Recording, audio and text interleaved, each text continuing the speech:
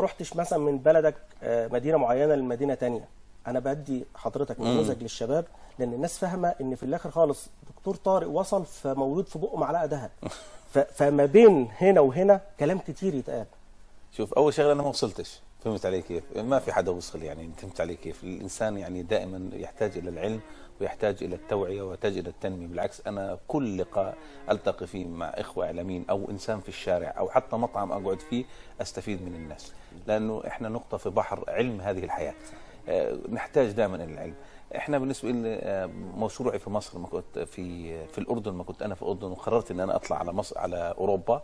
انا فكرت اطلع على اوروبا لان حبيت ان انا اغير من حياتي مش اكثر يعني. وجدت انه يعني الانسان لازم يعدل من حياته، يغير من اسلوب حياته، وابحث عن عمل في اي مكان. كان عندي محل فيديوهات زمان، وكنت اشتغل بمجال الايفنتس، المناسبات. وعملت كشف حساب واصريت اني انا اطلع، واخذت فيزا لاسبانيا وسافرت لاسبانيا، وبدات رحلتي من مدريد. بدت المعاناه من مدريد. المعاناه ايوه، ما انا عايزين بقى يعني هو الكل بيدور على هون اللقطه. حتى هو شوف، انا طلعت مره حكيت هذا الموضوع، فلقيت انه الناس اهتمت بهاي النقطه، لانه نقطه ممكن تكون فيها جزئيه مهمه للناس.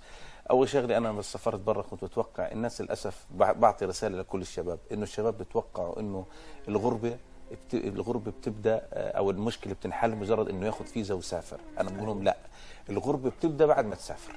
الفيزا عمرها ما كانت هي البدايه المضبوطه ما تصل هناك.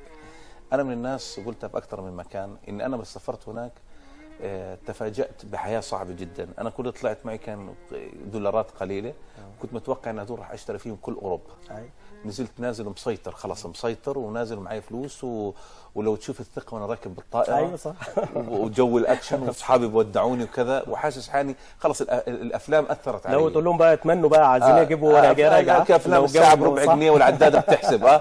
فأنا كنت متوقع الساعة بربع جنيه والعدادة بتحسب. فأنا طلعت، وبعدين لابس كان معي قرشين كمان في الأردن، صرفتهم ضيعتهم على جاكيت حلو نفخ. أيوة. بجهز للغربة، وجبت الشنطة الطويلة هي تاعت الأجانب اللي بيجوا السياحة فيها، وجهزت نفسي للغربة، وتحركت. نزلت في المطار، يعني حتى أقول لك على موقف طريف ندمت عليه عمري كله.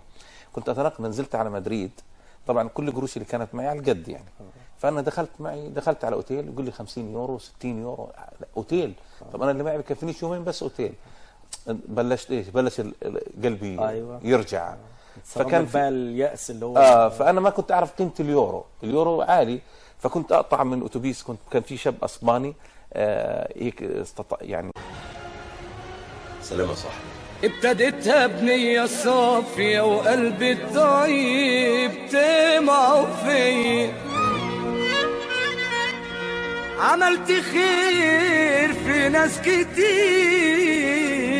للأسف قلبوا عليا، قلبوا عليا. كان كل حلمي أعيش طمعا في لقمة عيش، مع ناس ما رحمتنيش، ظلموني ولعبوا بيا. عمري ما فكرت أخون، كل هم أخلص وأسون. عمري ما فكرت أكون، كل هم أخلص وأسون. عندي قوة 1000 راجل، بس الطيب مفديش. ضحكوا على قلبي النضيف، عملوا مني إنسان مخيف. ضحكوا على قلبي النضيف، عملوا مني إنسان مخيف.